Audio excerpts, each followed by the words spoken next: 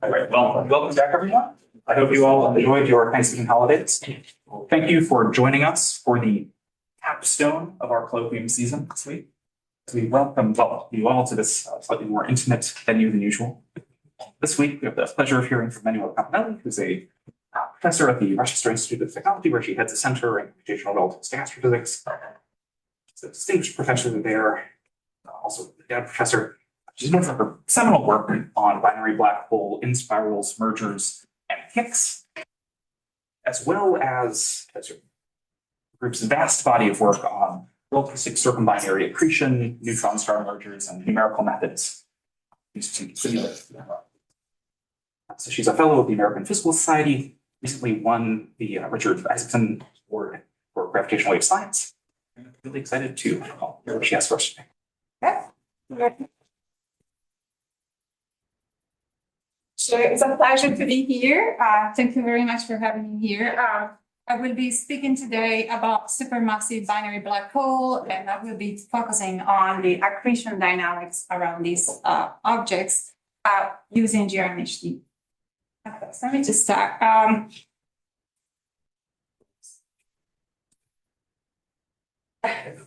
think I'm going to go with that. This work that I'm going to present is part of a large collaboration. We call it the VDH-DISC collaboration, but it's really funded by NASA and as well as by the NSF, is the Theory and Computational Astrophysics Network. We had a couple of those that funding that.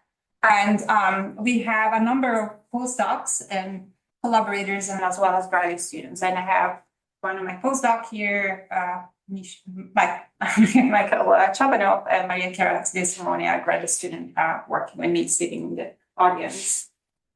Most of the work that I'm going to present today focus on the work of my graduate students, but also postdocs and collaborators, especially Luciano Combi here. So I just want to acknowledge that a lot of the work that you're going to see today is being done by them. Binary black holes out there, we have hundreds of them, and we know there are very loud sources. I was at the Balzan Prize 3 weeks ago, maybe, workshop in the Albert Institute, and Kip was giving a wonderful talk reviewing all the LIGO defections there. And it's clearly that he had predicted that most of the sources that we would see would be binary black hole. We have wonderful signals, as you know, and the latest one is absolutely exquisite in terms of the details that we get from these gravitational waves. Okay, so I'm interested in more massive black holes, and we know that black holes are very material objects because they really span a large parameter space. So if you see that there are actually, sources for both, low frequency gravitational waves, such as pulsar timing arrays that should have detected and hopefully like the gravitational stochastic background from supermassive black holes. And we do have a project that is now scheduled for launch, which is LISA, which in 2035 hopefully will start to take data. So it's pretty cool that we have this going. I'm going to be talking now more about what happened in the surrounding this object, not so much about gravitational waves today. So assuming that these black holes have an accretion disk around them because they follow post-merger order of galaxies, then several processes should bring these objects close to this object become bound gravitationally and therefore emit gravitational waves. And my talk is going to be focusing really at this end. So I'm not going to be talking about all of this, which has a lot of research behind and a lot of open questions still, but hopefully when we get there, we can do something and learn something about the system. So I'm going to be focusing on that. And obviously, the reasons why I'm doing this is because these sources might become important multi-messenger astronomy sources when we talk about gravitational detection with pulsar timing arrays and LISA. And they should be very fairly luminous. can estimate from just Bondi accretion, just get, a sense of the luminosity of these objects. They should be fairly luminous also in terms of the light they emit. So the question is, okay, so can we really distinguish them? And that's really a big question because, there is few observations out there and very few confirmed binaries, and they're rare. Although we have a few, obviously, hundreds of dual AGMs that we see they're out there. Some are very far away, and some are also closer in the local universe. There are fairly well-known sources like the OJ287, which has been around for quite a long time. And there are new sources that I think that are very interesting, and those are particularly blazars. And that's one of the blazars that we see has a particularly long, many cycles, and you see this particular periodic features that are possibly coming from a merger to supermassive black hole, or the spiral, at least in this case. So that is an interesting observation. There's even a new paper that came out just recently, where you can see an extremely coherent harmonic popping up. So in this is extremely accurate. And so what can produce this? Certainly there are very few phenomena in nature that generate this. And this is also a possible small plan for a bank. Okay, so but the case for identifying these objects obviously is fairly reliant on signals, how well we understand the scene. If I go back from the calculation that we did from the recoiling black hole back in 2007, when we predicted this object would be ejected to gravitational radiation from the host galaxies, and they would be ejected at very high speed, like 1,000 kilometers per second, then people were looking for these objects in the sky. Their astronomers looked at a number of possible observational evidence, particularly double peak emitters, but also looked at observed galactic nuclei and other type of observations. The problem is that without really knowing what we're looking for, it's very difficult to identify these objects, and many interpretations are possible. And so there's a challenge here, and it's important that we understand what kind of signatures we would be looking for. So it's important that we model this system. There's some weird objects. This is just one of them I found from my student, where you see extreme double peak lines, and it's very hard to interpret what this could be.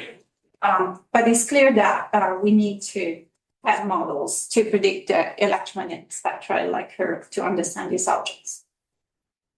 Now the problem is, and I think Dan Dorazio was here to give you a little bit of overview, but the scale is immense, right? So we're talking about going from cosmological simulation down to relativistic simulation. So in this talk, we'll focus really at the very end. So we'll have to, we cannot do all of this in one simulation. Obviously, we'll have to rely on the information that we get from these other stages and then start our simulation, GRMHD simulation at the very end. So this is one of the big challenges that we have when we do this type of simulation. And then there are more challenges, because if you start in the regime where relativistic effects are important, you have to make some assumptions, and the assumptions, are sometimes, very idealistic, although we are trying to do our best here. Obviously, you can try to think about, what can you at these accretion flows similar to single black holes, and we think that they are not actually, because there are binding torques and orbital dynamics that change the flows. And the parameter space is very large. So we have the parameter space of the binary, which is the mass ratio, the separation, the eccentricity, and the spins. And then the fluid, which is accretion rate and viscosity, and yet it feels the scale height, etc. All these variables are important that we take into consideration. So again, I'm not going to go and talk about how things change with these variables. You have experts here like Alex Friedman, and you had the talk by Dan Orazio last time. But there are two models that in the field of generativistic numerical activity and GRMHD we take. This is the hot radiative inefficient gas cloud and the cold radiative efficiency combined in this model. So these are the two models that usually we do when we do GRMHD simulation, full GRMHD simulation of tiny supermassive black hole mergers. And so then we have to use complex systems of equations that include generativity, GRMHD, to resolve clearly the MRI and turbulence, relativistic thermodynamics, plasma physics, and radiation transport. Now, I'm not going to claim that I'm going to do all of this, but somewhat enough of that, including some form of approximate radiation transport in the simulation I'm going to show you today. The dynamics of this they're very long simulation because we have to cover really long-term dynamics to make sure that we take into account the time scales involved, particularly the viscous time scale of the bit. And because these are very long simulations, there's a lot we can learn from 2D and hydrodynamic simulation. Again, we're quoting Don Carassa talks, I'm going to go faster on these slides, where there have been a lot of simulation that kind of reveal a consistent picture so far, that we have in general, a circumbinary disk. The circumbinary may have form and over density, a lump, and then the binary accrete through, prevalently through streams and form these mini disks around the black holes. But the big question to me that is really important is to know how much gas, what is the amount of matter really that's going to be available at merger to be heated up and produce electromagnetic signatures of the merger and potentially the post-merger. So to respond to that question, I have to deal with full 3D GRMHD, and this is what we know is essential to resolve the accretion dynamics, because we need to resolve the MRI and the turbulence, and we need GR because we need to resolve the near horizon physics. And when we have GR, the black holes are spinning as well. And so you can really look at the effect of spins, particularly how the jets are launched due to a spin. And so that all of that is fairly important when we look at electromagnetic signals that will come up from these last stages of the merger. This looks computational still the money because we have to start this simulation from very large simulation to be reliable. Okay, so we're going to use numerical activity in the simulation I'm going to show you today. And this is a field that was developed years ago with a lot of history. And there were these breakthroughs and that happened in 2005 that allow us to evolve the numerical activity equation, solve general activity in a stable fashion. And most of the codes that we have here, but not all of them, you mostly use this moving puncture approach, which I introduced in 2005. And so there are many codes today, there are hundreds of them. I'm not going to speak about the particular aspects of these codes, but just to say that here in-house at TINA-K, of course, but what we are using here in our simulation is based on the Einstein toolkit. And some of the simulation that we're doing are currently starting to use also the ability to run the codes in these GPUs, exascale computing, which is really important because they can accelerate the simulation and allow us to do very long-term dynamics. So there are been pioneering simulations before the ones that I'm going to show to you today. And so these simulations, although they were done, already by a number of years ago, they had to be very short because they're very, very expensive to run. Although they've found interesting complex dynamics, including, these double jets, like you see, this is a simulation by Gold, for example. They found these double jets. They found mini disks. The problem, again, they were highly cost, very, very high cost. And so they had to be restricted to very short simulation. Essentially, they started to very close separation. At the separation of about maximum 15 or 12 RGs, where RG is the Schwarzschild radius.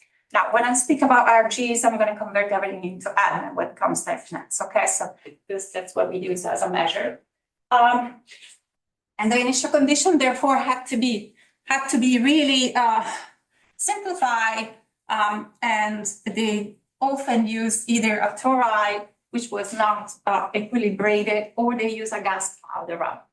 But they were fairly important to identify some key feature. Of course, if we want to do more realistic simulation, we have to run the simulation longer to allow the circumbinary disk, if we choose the circumbinary disk model, to really relax. And because the viscous time scale is very long, we have to do simulation for a very long time. So about now 15 years ago, I started this program looking at this from a different point of view. So if you were to evolve full GRMHD for a very long time, we couldn't do it by putting the black hole on the grid. So the idea was, okay, take a circumbinary disk around a binary and equilibrate it for hundreds of orbits until it reaches a relaxation state. And when it reaches a relaxation state here, then you would do a handoff to a full numerical activity code in GRMHD and continue the simulation up to merger. So we did this. And we found a number of interesting results. This is now a little bit our old result, but I think I have to mention this, that we found that by equilibrating the disk, we found this characteristic lump or M over density orbiting at the inner edge of the cavity at 2A, and with a period of roughly five times the band period. The other thing is that we found that that caused a modulation because when the streams and the lamp were hitting each other, they would cause a beat frequency, and that beat frequency would cause a characteristic EM signal in the luminosity, as well as the accretion rate. So you see the modulation there. To do these simulations, because they're extremely long and we don't need GR, if you start very large separations, all you need to do is use an analytical space-time description with that is validated in the inspired regime, and you can use the post-Newtonian approach here to do this. So you evolve this for hundreds of binary orbits, and then once you do that, you pass everything to a GRMHD simulation, which might use different techniques. In this case, from this work from Mark Avara, it used something called a multi-batch. It was a multi-batch code where we were using spherical coordinates in the other regions, but we were covering the regions in close to the binary with Cartesian grids. And what we found there is that the lava modulate the accretion streams, and the shocks against the mini disk, they drive essentially a periodic depletion and refilling cycle of these mini disks with the time scale of the binary orbital period. So we looked, obviously, because the physics here might depend on the parameters. We looked at various, changing the parameters. Once we changed, for example, the mass ratio of the binary, we changed separation. By the way, I have to mention that our H over R is 0.1. That means that we are dealing with thin disks. And so we explored a variety of them, and we found that for these separation, at least I'm listing here up to 100 hour separation, we see that there is generic lamp, although the lamp tend to disappear when the mass ratio is below 5. I find a generic lamp for comparable mass black hole. And we see also that the accretion rates tend to diminish when we change the cooling rate. So it depends on the cooling rate. We also look at when you change the cooling rate, what happened. That accretion rate is measured as the cooling rate is diminished. And we have outer disk is actually more than a cooler disk. And so we found that there was no sign of decoupling. The accretion would continue, and the cavity was tend therefore to fill in because accretion would pretty much continue all over the simulation. These were simulations now that only were for the circumbinary disk, just to explore long-term simulation. And some of these simulations run for, like this one, for example, at 100 run for close to 1,000 binary orbits. So the question is the lamp really a generic future?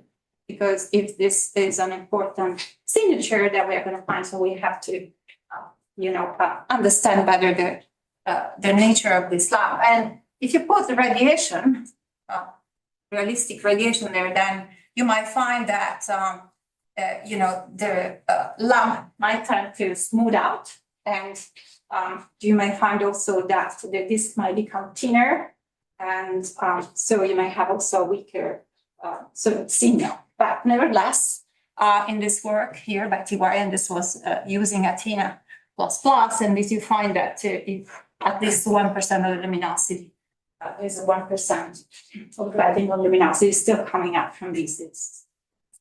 So radiation is definitely making a big role here. But it's a very complex problem. And so the way we deal with it in the old simulation that we're going to show you mostly is that we assume that we're cooling the disk to a target entropy based on a location-dependent time scale. That's how we cool it. And then how we calculate the signal, we use a very simplistic model again. This is ray tracing the GRMHD simulation with snapshots. And we assume optically thick material is emitting essentially black body, optically thin material is emitting X-ray spectrum like an AGN, and we have synchrotron emission for the jets. And we calculated the first spectra from the simulations that we had done at that time. And you can see that here the spectra and the various components that are coming in from the circumbinary disk, the streams, and the mini disk itself. And so we do not see for these close separation, I must say that the separations that we calculated the spectrum were for very close separation starting from 20M. We do not see the characteristic notch that was predicted by Tanaka and Reddick because there is essentially enough gas in the cavity that hides it. Okay, so see that. We did calculate, if you like, curves, and what we recovered from these calculations, we recovered the typical. So we recovered this sub-lensing feature. I believe Dan explained this as well. So we see sub-lensing in these light curves as well, which could be possible indication there might be a binary, assuming that we can resolve this simulation, the observation of these sources fairly well to match the signals. But we see these effects of sub-lensing. We also see that when you have spins, the signal is louder. And you can see here a comparison of the light curve emitted for non-spinning versus a binary, but with spins of 0.6. And you see that the emission is louder. And so we understood that then it was very important to really resolve the physics close to black hole horizon. And that's what I'm going to be talking about next. Now, this is the work done by graduate student for my graduate, Lorenzo and Oggi, where we started our programs about 4 years ago to start looking at what happened exactly at merger.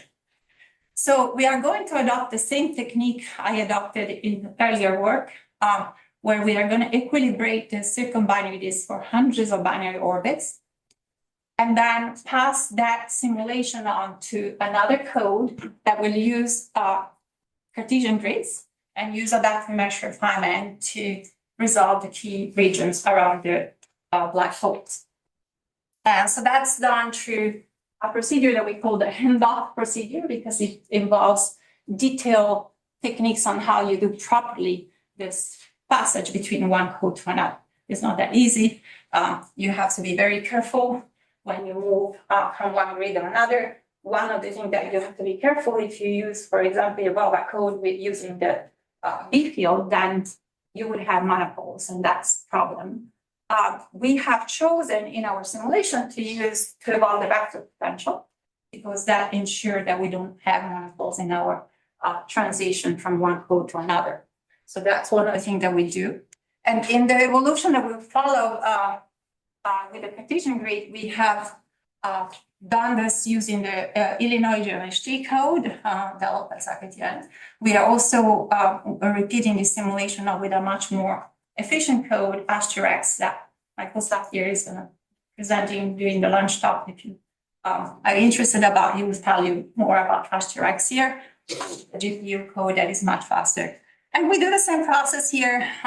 Essentially, you wait that the accretion rate goes into this quasi-steady state before you can do the handoff. Now, I could play this movie. It's a fairly long movie, but let me try to show you the extent. It's kind of time to block here. Extent of the simulation. I don't have to advance it. Okay. Anyway, it's doing down. Okay, let's start it. So it's stuck again. I'll do it with my cursor, so you'll have to watch it over. So this is the circumbinary disk, the evolution of circumbinary. You see that there's a cutout around the binary. We do this for efficiency, but you can see the streams. You can see the lump forming. You can see some interactions. And here you go. Okay, now it's running. And you see now the orbit is running faster. We're getting close. So this is, you see the spherical grid here. And now we pass everything to a Cartesian code. And the simulation is going smoothly between one code to another. We don't see any important features during the transition, which is very important because they could change the state of the simulation. And we evolve the down to merger. Now, this movie doesn't go down to merger, but it's just to show you what we do. And we went down to merger. And so I'm not going to show you a movie, but here you can see the images. This is for a non-spinning binary that form a leading spiral down to the merger and post-merger. So you can see that essentially the mini disk at some point tends to essentially disappear, just because the black holes become very, very close. The Hill sphere is very small. There's no more room for the mini disk to exist, and they you can almost think this as decoupling, but it's not the traditional decoupling that people thought about.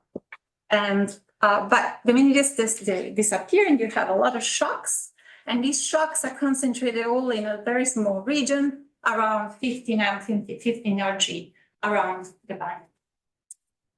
So this is the accretion rate. It will go down, and it will go down, but it doesn't.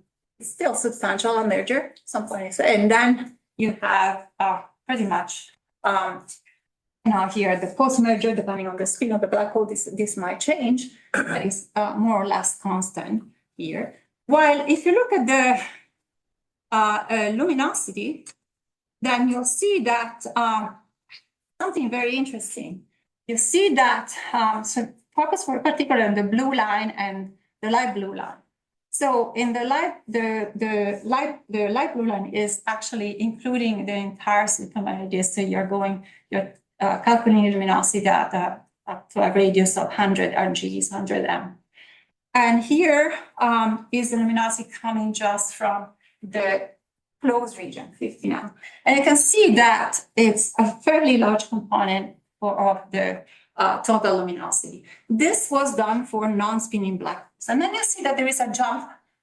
Essentially, the luminosity has a jump, it spikes, a merger, and there should be an abrupt change in the spectrum then. Because we do, and when you look at the merger here, you don't have you don't have a typical light that would be emitted by a single black hole, where this is dominated by turbulence. Here is mostly dominated by shocks. And so the thermal light that comes from thermal shocks here. Okay, but the most important message is that this is really coming from a very close region. So we looked at the case where now you put spins, assuming that most of black holes will have some spins. And so this is a simulation that we've done more recently, again, done by my former graduates in energy. And I think Maria Clara is going to talk a little bit more today, also learn about this case. But in this case, I think what is really interesting, I'm going to show you the modules as well, is that obviously due to the spin, the mini-disk tends to be more happier, more well-formed, more disky-like. They survive for longer. And you see going around, there are indication there are two jets forming, vacating the regions, close to the black holes. And as this movie will get further, you're going to see something interesting in relation to the jets. This is, again, B square over rho showing the magnetization. And it shows that essentially there are double jets in the spiral. But as you get down, when the mini-disk will tend to disappear, then the jet will tend to be subdued, will kind of disappear almost entirely, and then reappear immediately after the post-merger, after merger, and so you have a black hole. Yes? Sorry, you may have said this, but for the two black holes, originally, are they spinning? Yes, they are spinning. Yes. This is the case of spin. They're spinning with a spin. So in this case, this is the case of the black holes are aligned with the orbital angular momentum, and they have spins of 0.8. So they're fairly high, not maximal, but fairly high. So this is very interesting because it could lead to a potential identification of a binary system. Yes. All right, what is the initial magnetic field? The initial, so we treated with a colloidal magnetic field, the CBD, and then it evolves, naturally, and you get, for this case, you get at the end, the field will be, will have component of both colloidal and toroidal, and then, split in equal amount in this case, close to the black. What's the That's we treated. the initial plasma beta for it though? The initial plasma beta. Yeah, how strong is the diploidal field initially? Oh, this is an independent of the code. This is we're working on everything called units. Okay. So there's no radiation. There's only pooling here. I meant like the ratio of gas to magnetic pressure. Yeah. Just a measure of the strength of the field initially. What's it? 100. Okay. 100? Okay. Last question. Does the merger product has a spin that's misaligned? Or? Yes. The final spin will be of 0.91. So fairly highly spin. So, okay, a little bit more about this because I think it's really interesting to see what happened.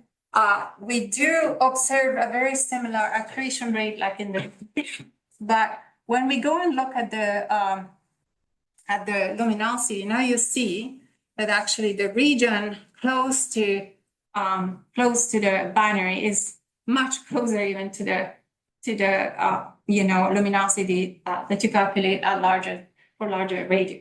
So it's really that most of the luminosity is coming from the regions close by. And the other thing you see that the point flux tends to, the jets tends to really mimic the luminosity. In fact, we found a very tight correlation between the two, that they tend to be very correlated. And this is because essentially violent shocks act as single engines for both channels. that simultaneously dissipate kinetic energy into heat, photons and magnetic energy for the jets.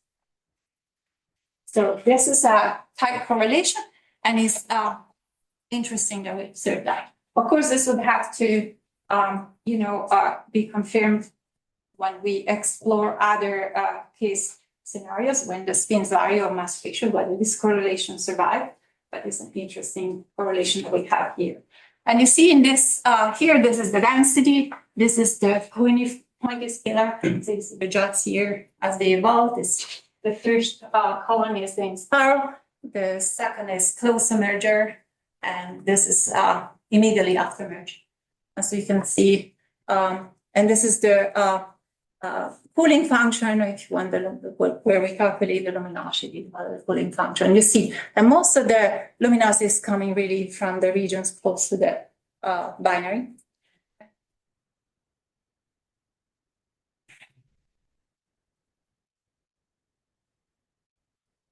Okay, so again, I think this will be presented by my traditional Akira here. But I think it's very interesting to look at what happens if you change the direction of the spin. And this is a various cases that we examine. This was a simulation I just introduced to you before. Now, if you change the direction of the spin, one up, one down, you see that it has a very major effect in terms of the dynamics of the mini disk. There is no mini disk almost for the black holes that spin counterline with the angular momentum. And the jets are affected as well. In the case where there are spins that are pointing downward with respect to the angular momentum, you see that the mini disks are much less pronounced than in this case. And this is the non-spinning case as our reference. So you see that spins really play a huge role in terms of the dynamics in this regime. More about that. And just to tell you a little bit more of the details of how different they are.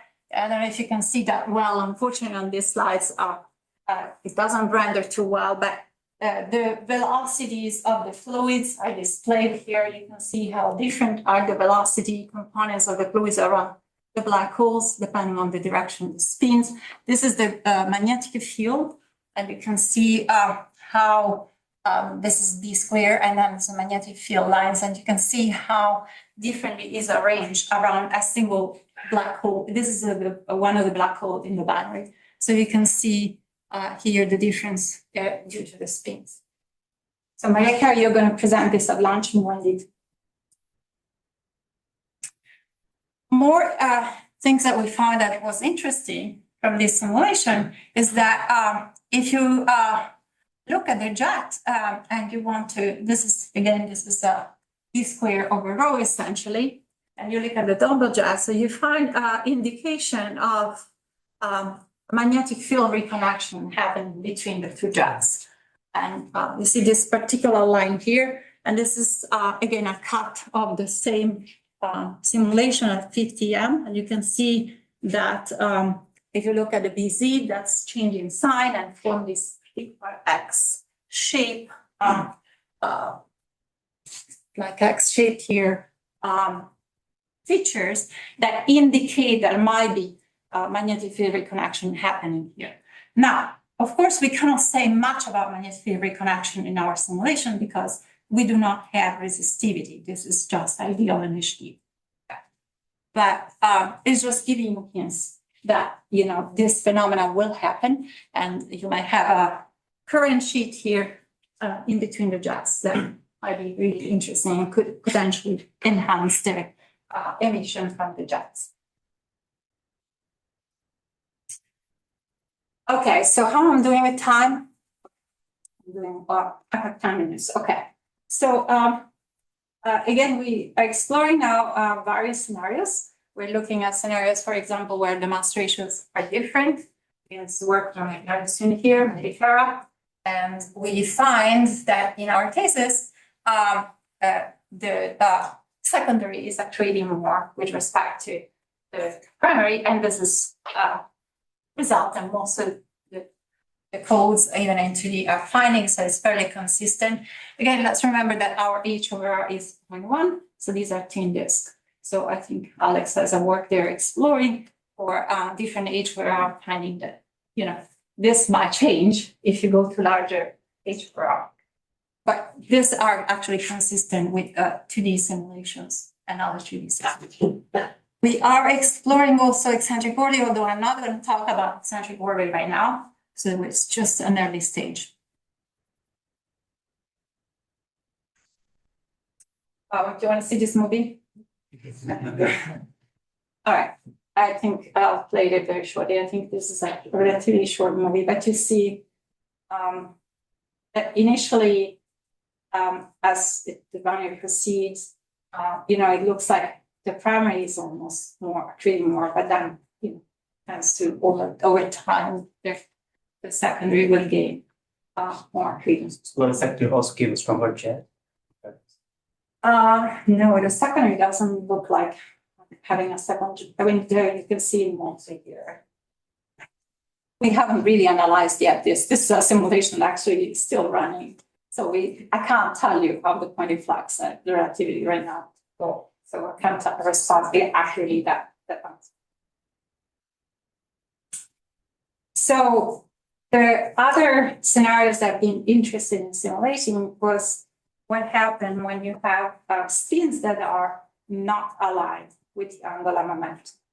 Because a lot of interesting effects might happen in this case, outside the fact that I was telling you that there are these kicks that might appear, that therefore, we might get to find a black hole moving out from the host structure due to this. But we also have other effects which we call spin flips of all the things. So what happens is that for certain configuration of the masses and the spins you can have, then during a spiral merger, the angular momentum can revert to the process. It's a slow process, but it will revert. And then the other thing that you might get is also that the actual spin of one of the black holes can revert completely during the spiral. And that can happen within the time scale of the spiral a few times, okay? So it will have this process of reversal of the angular momentum and spin, depending on the configuration. But that's an interesting configuration to explore. Now, this is a movie of a simulation that was done by Maria Chiara, where the spins are, at 45 degrees with respect to the angular momentum. Clearly, if you look at the equatorial plane and polar view, you cannot really see the mini-disks right now. They're very distorted. We're going to see it in the next slide.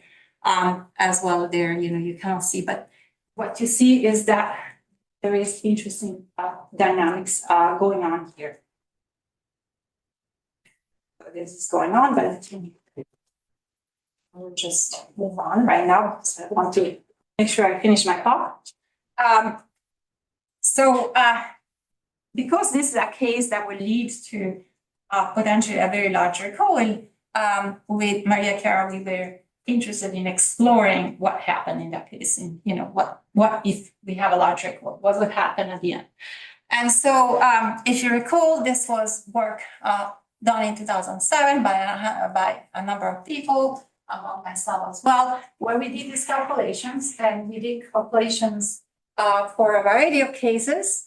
The case that we are going to show is this last case for the hang-gap kick simulation that we say that has these spins that are at 45 degrees or more or less, oblique with the angular momentum.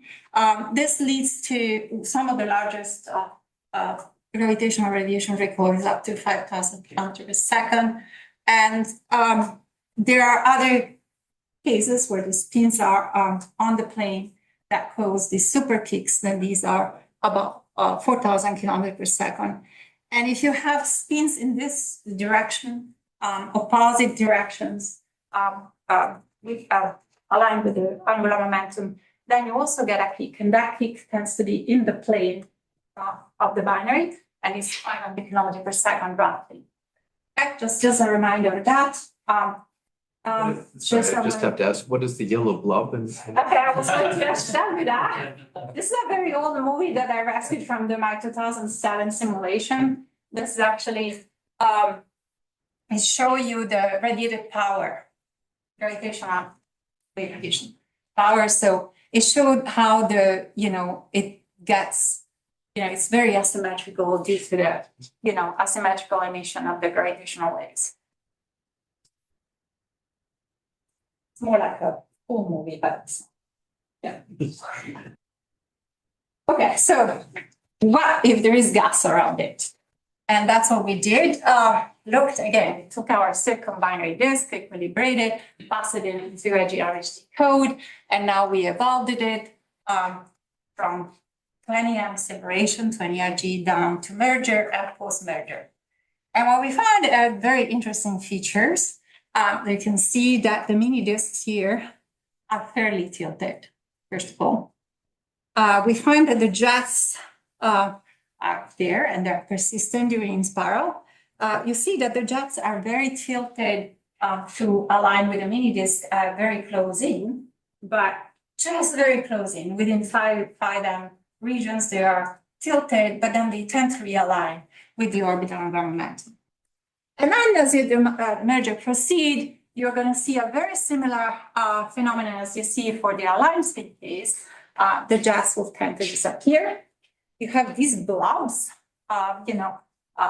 showing up because, we still have to understand why this is happening. But I think you're seeing that the jets, as it disappears, doesn't disappear completely, out of the blue. It tends to disappear smoothly, and then you have this blob generated. At the end, as the black hole that you form has high spins, we form again a large jet. And what you see is that the dynamics here of the gas, it tends to be fairly complex. Again, on merger, you see that's very highly dominated by shocks. And this is at the post-merger. And obviously, this is not an equatorial slice because the black hole is moving along the -c directions here. And you can see that there are shocks also in the post-merger. So let me just go now to the next side where you're going to see this even more closely. And play this movie. So you can see now the black hole, this is the post-merger. You can see the black hole moving along the negative direction, and the z direction, and it's moving at 1,000 kilometers per second roughly. And again, here you can see the details of the mini disk and the magnetic field line associated with that. There is a lot of interesting dynamics happening.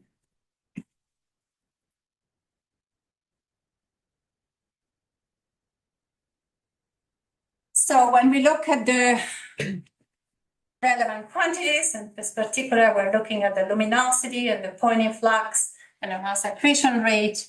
We see very similar feature in this case with the case where the black holes are aligned spins. It's not surprising because when the spins are in this 55-degree, they have a large component still in the aligned. And so you recover a lot of the feature of the aligned case. And the component instead, which is of the spin, which is plane, the orbital plane, is the one that is responsible for the kick.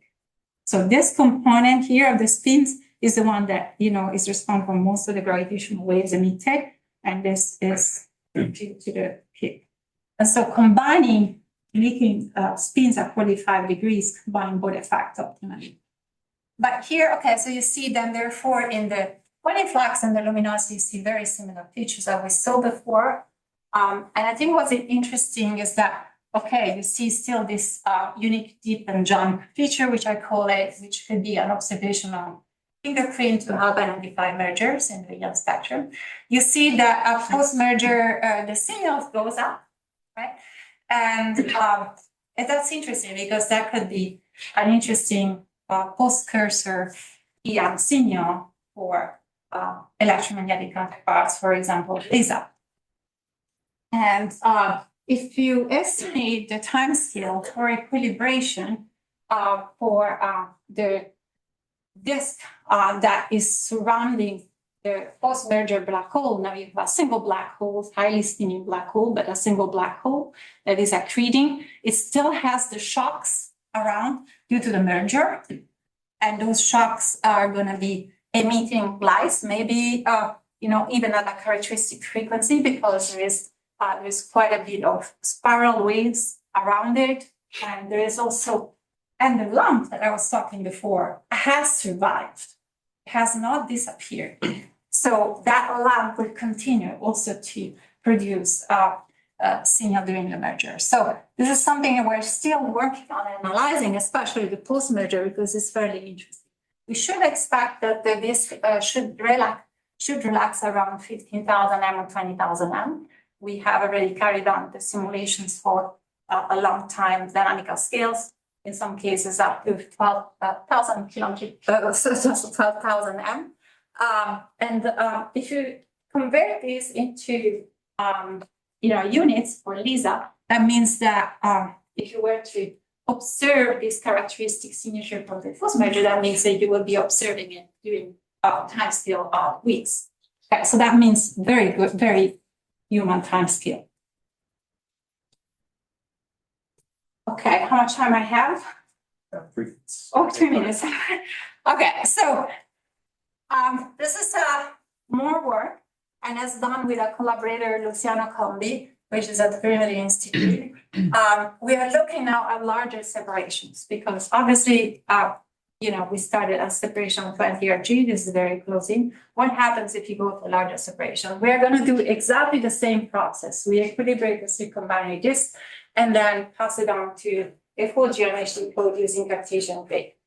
And if you evolve this from 30 M separation, what you're going to find is that you have well-formed mini disks, stable mini disks that remain there for a very long time, and they persist and they're very well formed. And because the separation is larger, the Hill sphere is larger, you have very large mini disks.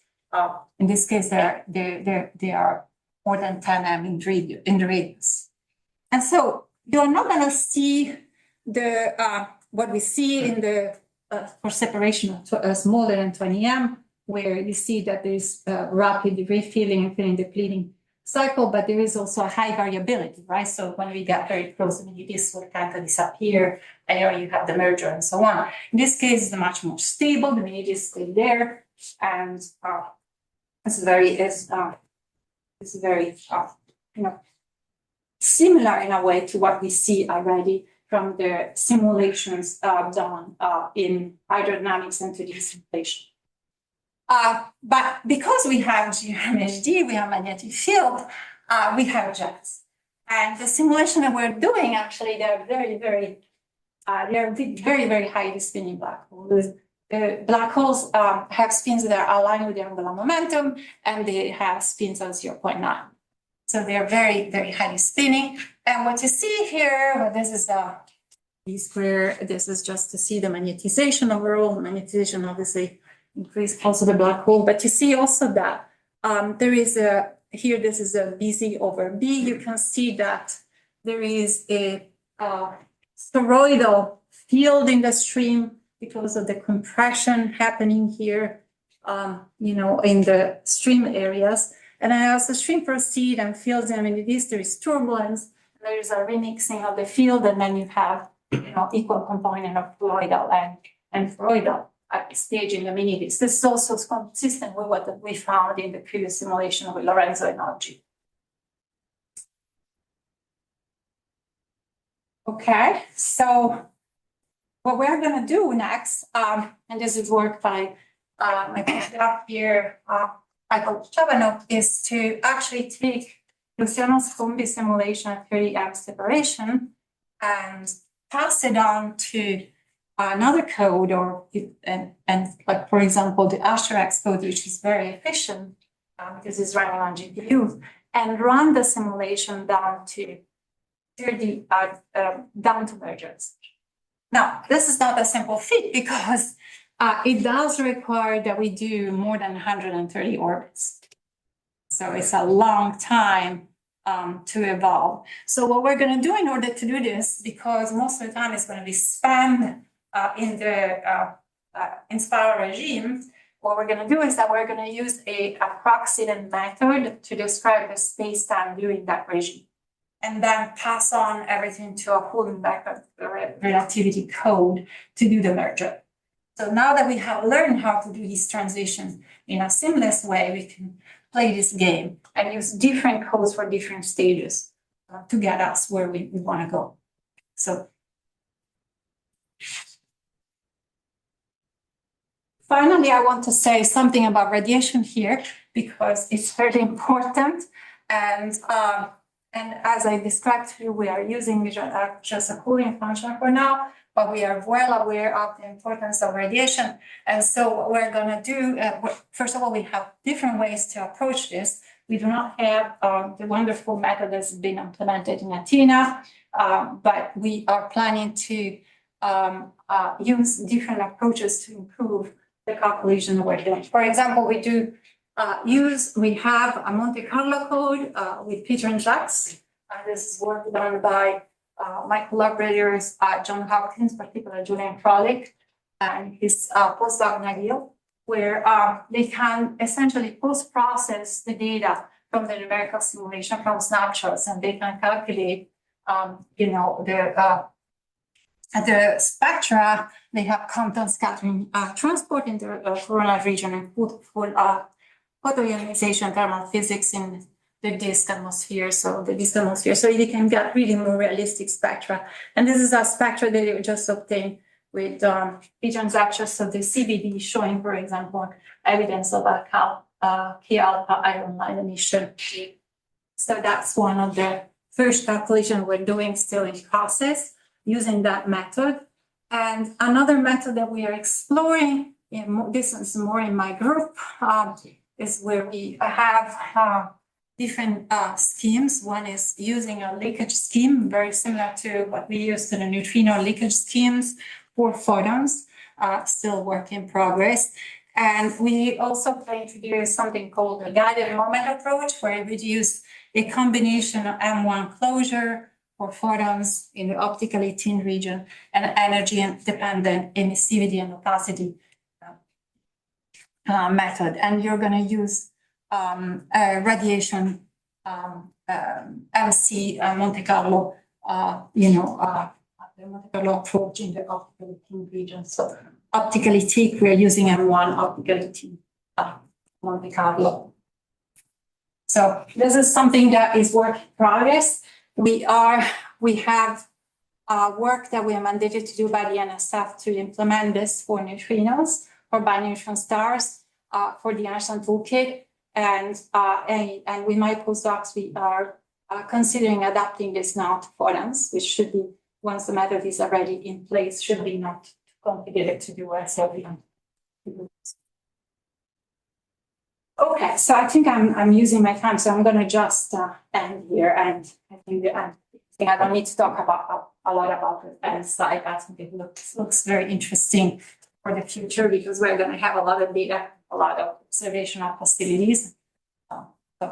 And hopefully we can really detect these electromagnetic signals at some point. Thank you.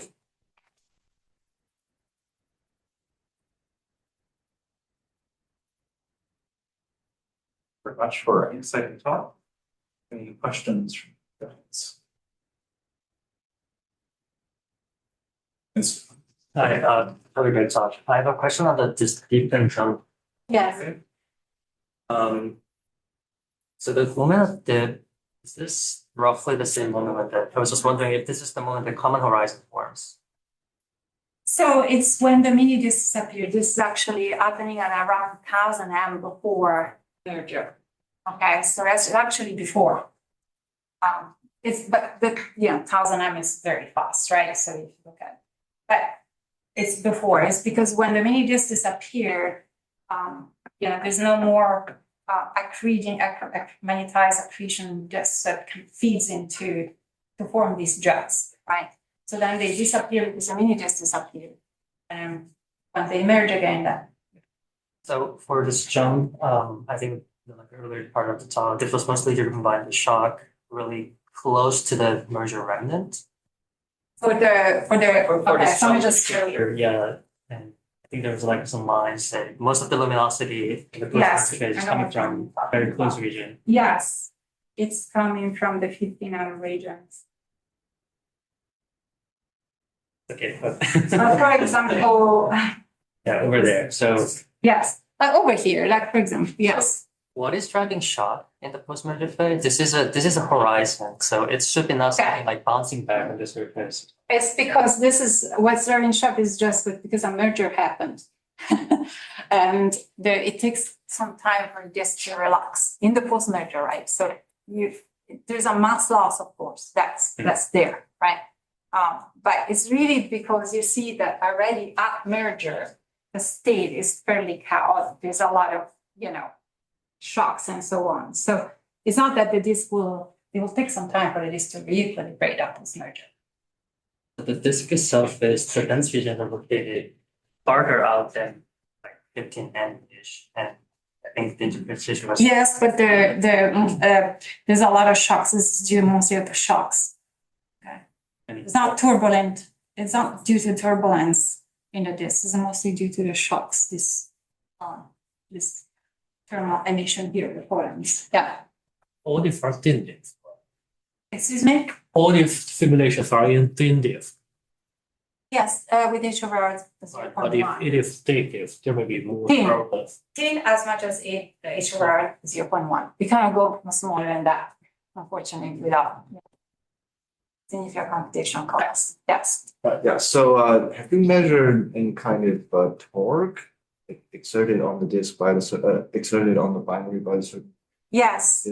There. And there are some conditions for in spiral and out spiral depending on the Okay, disk. so How does that that's compare a very to important. Newtonian simulation? That's a very, very important question. And let me clarify something here, okay, which I think I missed to say during the talk. Thank you for asking this question. When we are evolving our system, okay, we are doing GRMHD on top of GR.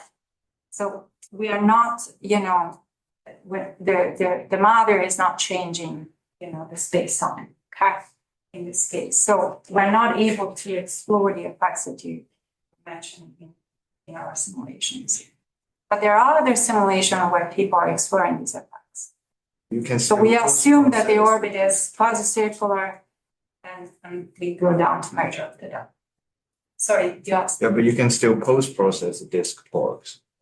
The disk torque, we can calculate the disk torque. Yeah. Yes. And I think Scott Noble is actually, I haven't presented here, but Scott, I don't have it in my last slide, unfortunately, but There are some disk conditions. I can for tell you in-spiral what and more or less we find, okay? Unfortunately, I don't have it in my slide because this is work by Scott Noble. And he's actually post-processing this and looking at this. And what he's finding that, it could be, it's very close to spiraling in or out spiraling in, so it's very delicate. But for most of the simulation is done in C, mostly the tendency to in spiraling. Yeah?